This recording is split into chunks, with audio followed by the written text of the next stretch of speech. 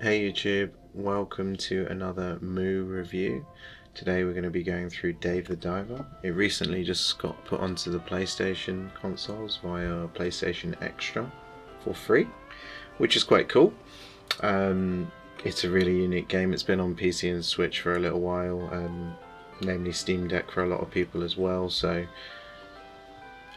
I think this game really does require a review because it's so unique, it's so special, it's very different, and it has a lot of elements to it which are definitely something that you can't just get from watching a little video on the game. So I think we should get right into it, and we should just start with it really.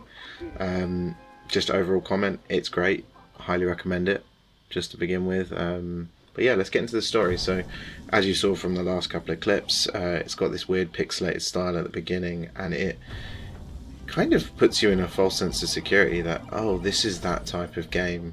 And that type of game, that whole pixelated style, doesn't always appeal to people. As you can see here in the next clip, when you're diving down, it looks a lot nicer. There's like this 3D kind of element to it, and like 3D sprites being put in, and it's very different, but it's got its own style, its own look and feel, and I think that makes it super special in a lot of senses. The story obviously is about a diver. He's got to catch some fish for a sushi bar, and then you've got to run the sushi bar at night. So his mate basically screws him both ways. He says you need to catch the fish and you need to run the restaurant. You have to set the menu up in the evenings and so forth, so it's a bit long-winded, and then there's like loads of extra elements that get added in. So I think the story is probably the weakest point of it, even though it's interesting and it's like a good 7 out of 10. I'd like to move on to the sound side of things as well after this, because I think the story is just not really worth going through. The sound is really cool. The DualSense is so cool. Like, the speaker works really well.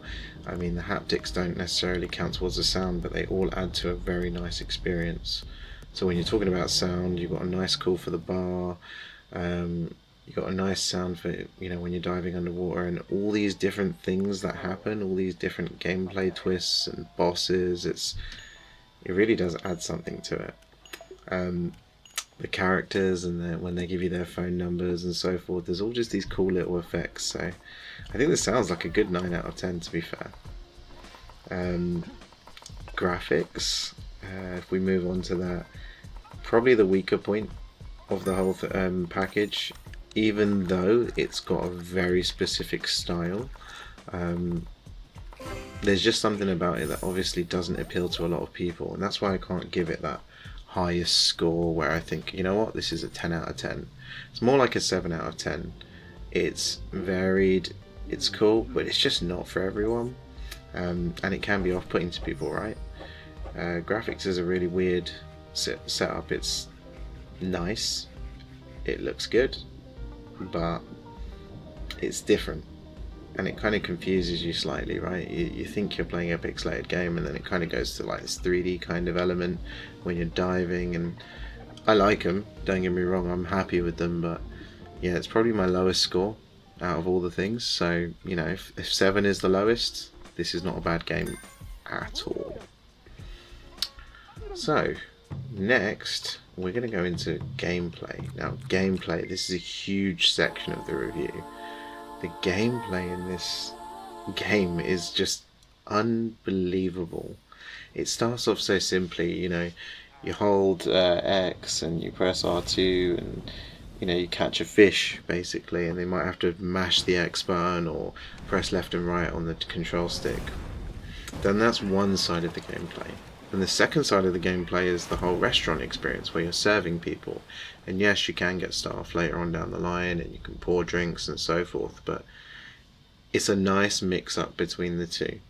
The gameplay is fun, and what this game does that's quite unique is it just keeps shooting out as many genres as it can possibly give you without ruining the game, and mixing them in so nicely that you don't feel as confused. Like, the restaurant has its own rating system, and when the rating goes up, you obviously get better staff, you get better ways of serving food, you've got recipes, so the restaurant has its own thing, and then obviously the diving, you've got like night diving, you've got caves, you've got different areas, you've got like missions to do, you've got apps within your phone such as upgrading, you've got like card collecting. It's just, I kind of don't want to ruin some of the elements later on down the line, but there's like things like farming and Tamagotchi elements to it as well.